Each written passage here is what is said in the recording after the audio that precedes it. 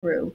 And actually, it was pretty smooth. I introduced myself to these incredible women, and we bonded. We were able to bond, on it was such a connection because we understood what it was like to, raise these children with this disability. I tell people all the time, I can connect with you because you have children, but it's a different connection when you're raising a child with a disability because it's just a whole nother ballpark. And especially if you're a first time mother, there's no rule book to parenting. So No, it's not. you are literally figuring this out. And so connecting with each of them, we all shared our stories together. Some of us even cried together. Okay. Just finding that community of people who understand, right? And that was the biggest thing is having someone who understands that you can go to and no longer have to suffer in silence. Well, I'm so happy that you guys have each other to support one another through this journey. And I'm hoping that, I'm not sure of the other young ladies, but I'm hoping that they find a cure for everything. I hate to hear that any child is sick. It really bothers me because I like for them to run and play and do everything else. And they may be able to do that, but then there's some limitations with them. Maybe they get exhausted a little bit more, or maybe Hmm. it's just a little bit too much on them. So that bothers me.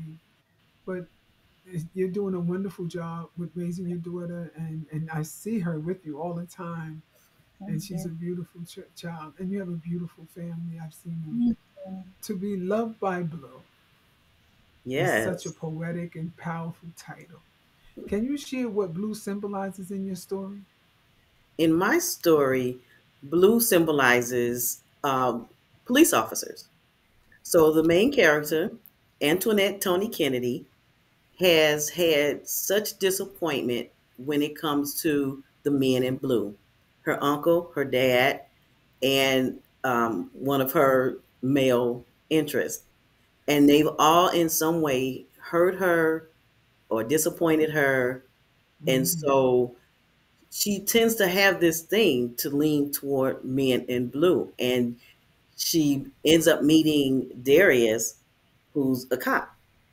And Darius is everything she doesn't want. He's an inch shorter than she is. She likes a more brown skinned I'm brother. sorry. Oh no, that's supposed to be funny. She's I she mean, likes look, that's what I'm into. Not, I'm so sorry. I just don't dig short men. So that's why I laughed. I thought I was the only person in the world that would say something like that. But no, I will not. If you're under 6 feet, I just can't do it.